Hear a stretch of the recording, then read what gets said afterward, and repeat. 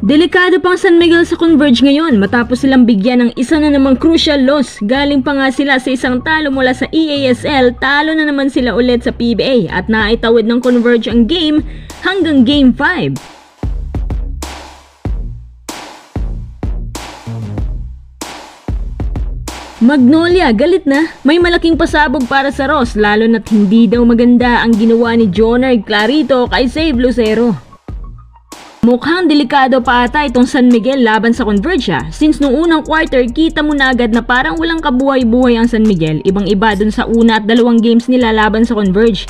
Parang pagod sila kasi galing pa daw sila sa EASL laban sa isang Korean team. Tapos bukod sa wala silang kabuhay-buhay, maalat din ang kanilang shooting.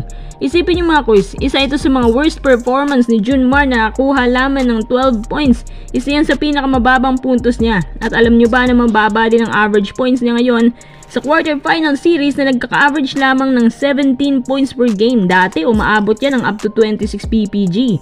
Pero in fairness dito sa Converge, grabe yung balasan nila. Asa nakikita ko para silang rain or shine na umaambag lahat. Kaya may kumpiyansa. Yan dapat ang ginagawa ng mga teams ngayon. Huwag puro bangko. At huwag puro asa sa first 5 gaya ng ginagawa ng big teams. Alam nyo, hindi ko na-expect to Pinagtataka ko talaga ay yung walang kabuhay-buhay na performance ng buong San Miguel. Kapag ganito lagi yung papakita ng SMB, tiyak ako na hindi rin magtatagal si George Gallant dyan. Naniniwala ba kayo na ganyan pa rin maglaro ang San Miguel sa Game 5? Hindi naman ako maka-SMB pero tingnan natin kung ganun pa rin kababa ang puntos ni Junmar, CJ Perez at Marshall Lassiter.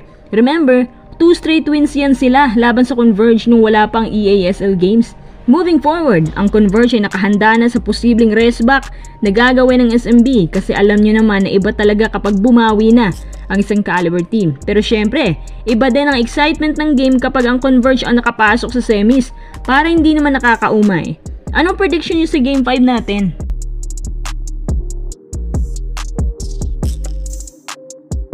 May kaabang-abang na pasabog ang Magnolia Hotshots para sa kanilang magiging final game ngayon sa quarterfinals, lalo na itong series na isa sa pinakamatagal na tapos. Napuno na raw ang mugs, especially dun sa nangyaring concussion or violent shock na tumama sa may bandang gilid ng mata ni Save Lucero na siyang dahilan, kaya questionable nga itong si Lucero na makapaglaro. Sa 4 na pares ng quarterfinals na ito, tanging Magnolia at Ross ang may pinakamainit na tensyon so far. At mukhang titindi pa nga yan sa Game 5. Ayon sa ilang Magnolia Insider sa kanilang practice, meron nga daw silang pasabog na gagawin para magkaroon ng isang declaration big win para sa kanila. Magkakaroon daw sila ng shooting session at mas higpitan pang depensa sa Ross import na si Aaron Fuller. Napansin kasi nila na kapag humihina si Fuller sa poste, mas nababawasan pang efficiency nito sa mga susunod na possession. Kapag walang Fuller, out-rebound agad ang Ross at hirap din silang humabol. Kapansin-pansin nga rin na ang Ross madalas nagmabadali sa mga pasahan kaya turnover ang labas. Kahit behind 10 points na sila, pilit pa rin nilang minamadali na makapuntos kahit wala na sa play.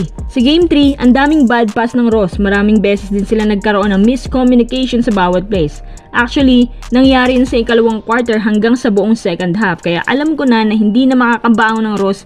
Napapaisip lang din ako kung ano na naman bang adjustments ng Ross para hindi masobrahan yung mga bata sa kakaratrat kahit nasa labas na ng plays ni Coach Yeng. Actually, kailangan nila ng mga ganitong experience para magkaroon din ng kaalaman yung mga rookies nila sa iba't ibang sitwasyon. Manalo matalo, makapasok man sila sa semis or hindi, ang importante, nagiging contender ng Ross ngayon gaya ng dati. Paano ba yan, Coach Yeng? Mukhang galit din ang mag-fan sa inyo dahil sa nangyari kay Lucero. Isa pa naman siya sa mga vital pieces ng Mags ngayon. Kasalanan daw kasi ni Clarito. Tinuhod daw ang bandang gilid ng mata niya. Mukhang magiganti pa nga raw Magnolia sa ginawa niya or baka gumanti lang daw ang Ross sa ginawa ni Ian kay Fuller. Abay sa malaking pasabog na gagawin ng Magnolia, dapat na bang matakot ang Ross sa kanila? Sa tingin niyo mga koy, sino kaya ang mananaig sa final game or game 5 ng quarterfinals ng Magnolia at Ross?